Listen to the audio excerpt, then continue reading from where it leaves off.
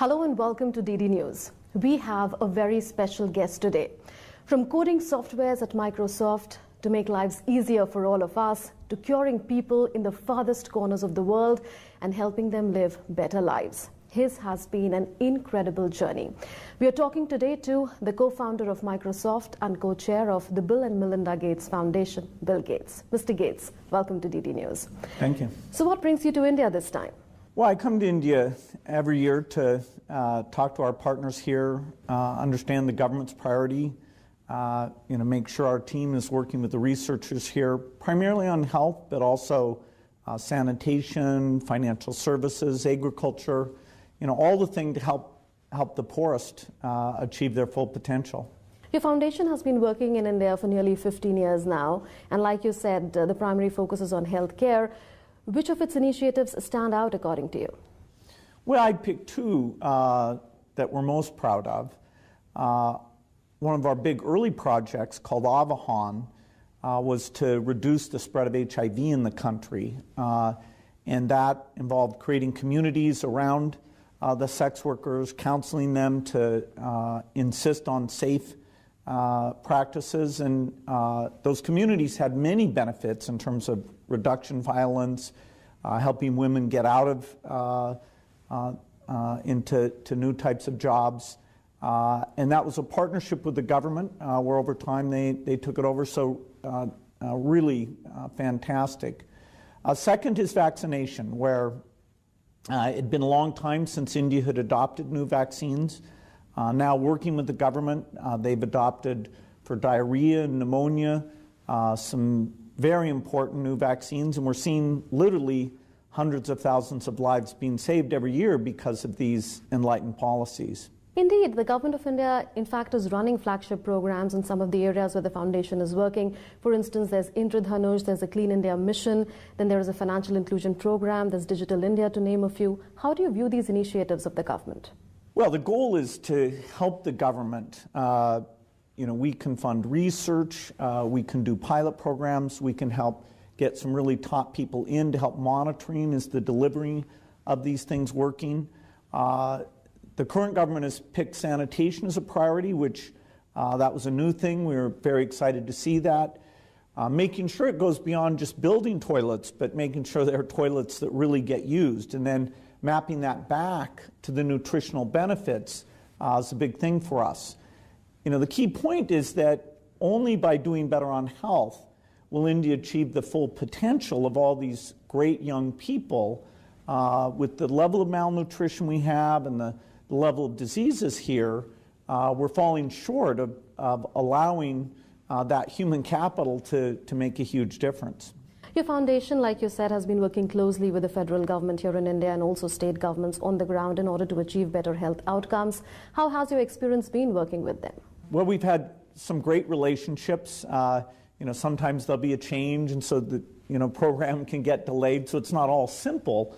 But in Bihar, we've seen vaccination rates go up. We've had a lot of districts there that we get deeply involved to do pilot programs, and then the state government has taken those into other parts of Bihar.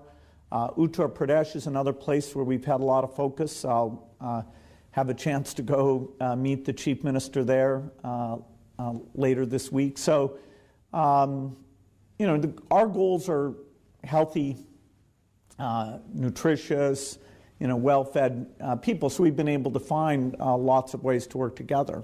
You've made it big at a very early age.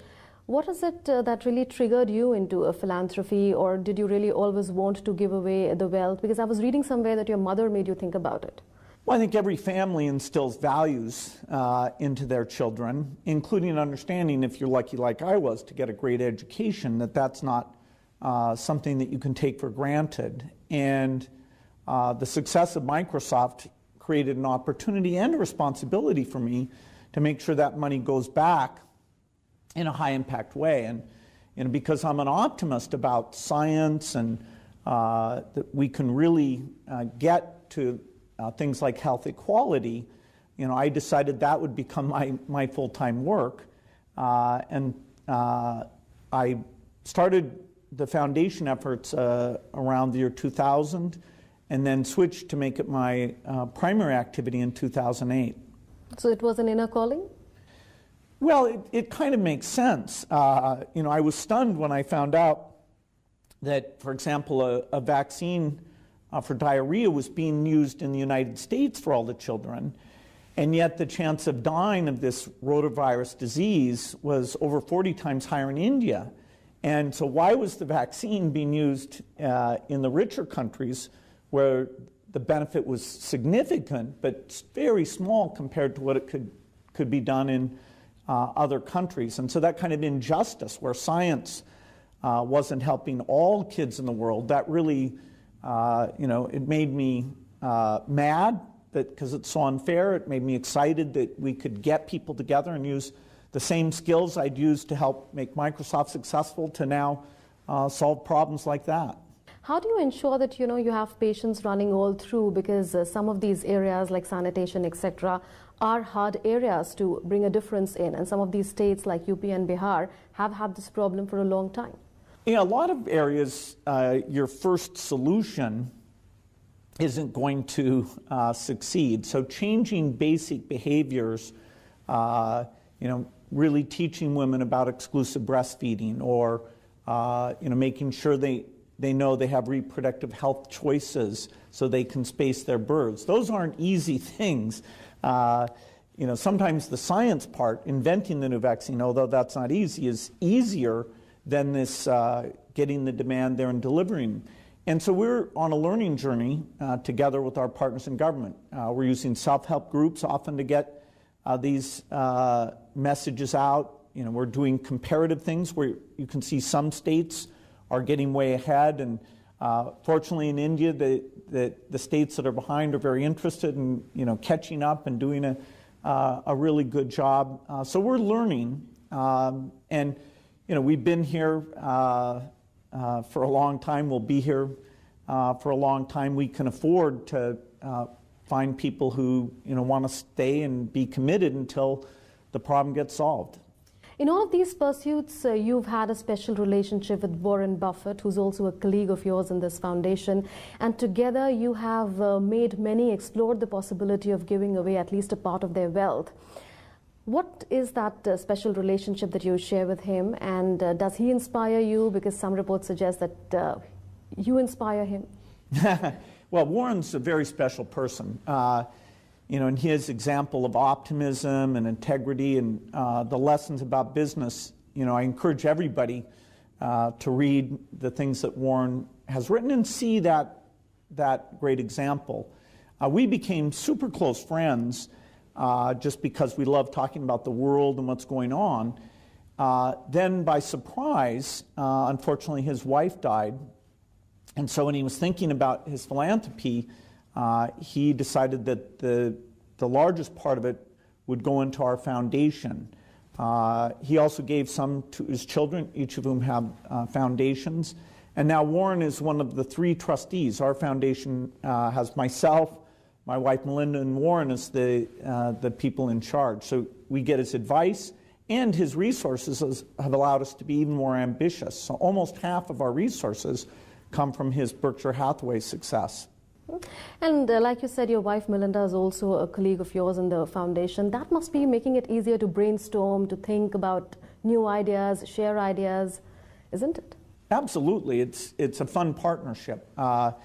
She has a lot of passion for these women's health issues, gender equality. So she's, gets me to look at the plans in that area. Are we coming up with the new tools for reproductive health? Or are we, thinking about how to use self-help groups in the right way? So every time we go on trips, we, share with each other. We do a lot of trips together. She's in Europe right now. And, I'm here. So it's a fun partnership. Let's come to global challenges now, because people say that you live in the present, but you think future. So if I ask you that what is going to be the biggest challenge that the world may face in the near future, what would that be, and how can that be overcome? Well, it's hard to pick just one. We have instability in various locations, and that is an awful thing. The Syrian civil war has caused many problems. Wars in general are down, even in Africa, but we have to keep pushing for stability. We have long-term problems like health costs, these diseases like heart disease and cancer. Even India, that still has a lot of work to do on infectious disease. If we look at the recent report, as people are living longer, a lot of these diseases which are more common in the West are now things that we need to come up with. For instance, Alzheimer's, because you've pledged around $100 million recently for it, isn't it? Yeah, no, that's a huge growing problem, and we need a breakthrough. Now, I'm an optimist about science. Any of these problems, I believe, by funding the right research, will come up with a solution. At first, it may be very high cost, and so after we invent it, then we have to work to try to make sure it can get to all the people of the world. Insofar as high costs are concerned, does economies of scale help there? Oh, absolutely. Part of the reason that the Indian vaccine manufacturers by volume are leaders is because they've gone for very high scale, and so they've gotten the unit prices down, and companies like Serum, Bharat, BioE that are here make a huge contribution to not only health in India, but the health in all the developing countries. Does it concern you that the world today is producing more billionaires sooner than charities with wide reach? Well, I think the key should be that everyone has enough to eat and every child survives. And if people do have great wealth, I think they should feel the responsibility to give a majority of that to philanthropic causes. And every government can decide on the estate tax policies or income policies, but I think even voluntarily people will be fulfilled if they engage in philanthropy, and that's why philanthropy is growing worldwide. I meet with some great philanthropists here in India, and I think each of them is setting an example that's drawing more people into this cause. All that you've mentioned in your book, The Road Ahead, is now a part of our lives. So what would you say is the road ahead from here on, given the fact that technology is shaping our lives much more than it was ever before? Well, science has given us many gifts over the last several hundred years. Lifespans have gone from 32 years to over 70 years. We still have to solve malnutrition. India has a terrible burden of malnutrition, and India will not be able to have high economic growth rates unless the two key investments in people are improved. First is health, and second is education. And you need those together. You can't have malnutrition and solve the education piece. If you just do the health, then you still, if education's not there, it doesn't work. So the opportunity in front of India in particular is kind of amazing. Scientific advances will help digital learning, new vaccines, better seeds. Even this digital money transfer thing is it's exciting to see, and we were very involved in making sure those regulations got put in place, and we're going to make sure it benefits the poorest as well as the average citizen. Are you contemplating investment in education in India? Because you do invest in the United States in education, but your primary focus in India, like you said, is healthcare. We've done some very modest things on Indian education. We're very specialized in healthcare, and it's great to see that other philanthropists here in India, like Azam Premji, Sunil Mittal, many have picked education as their top cause. And particularly when it involves how you manage the teachers, improve the teachers, that can get political enough. So I think it's great that the local philanthropists are doing it. We may want to take some of the technology things we're learning in the United States and make them available globally.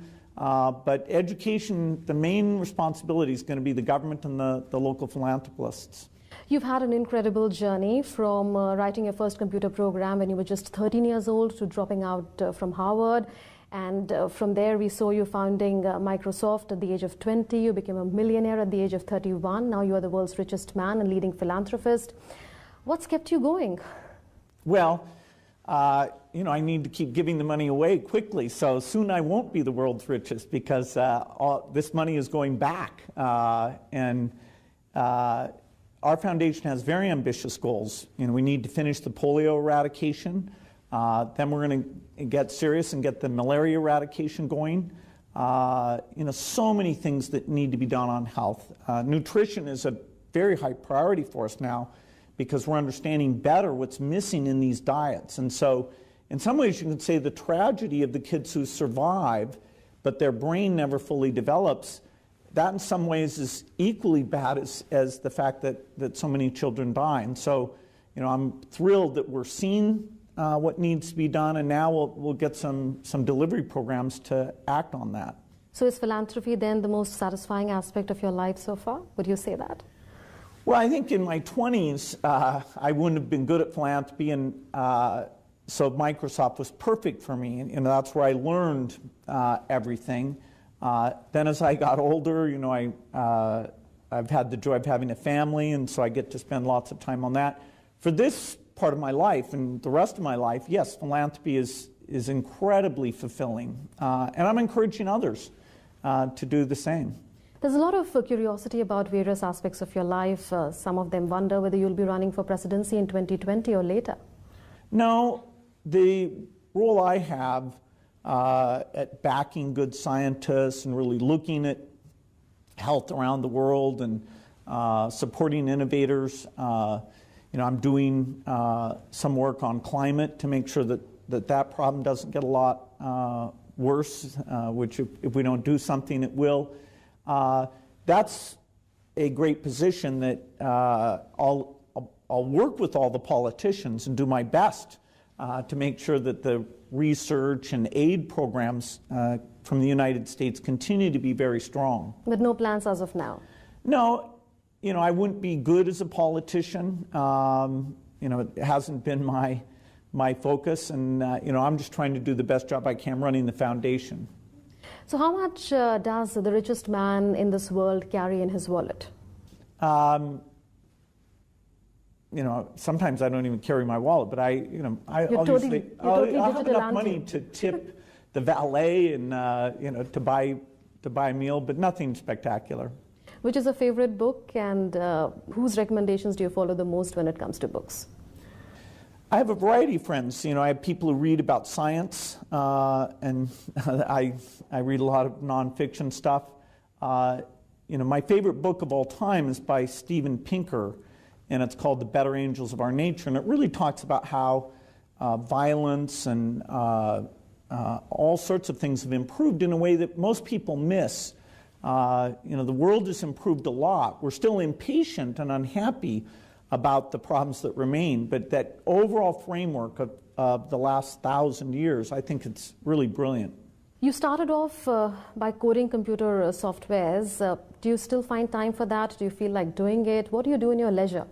Well, I wouldn't call it leisure, but I still get almost 15% of my time helping out at Microsoft, and I have a great relationship with Satya Nadella, who's doing a great job as CEO there. And so when we're talking about the investments we make in artificial intelligence and how that can take us to a new level, it's a lot of fun to go over and work with him and the top researchers.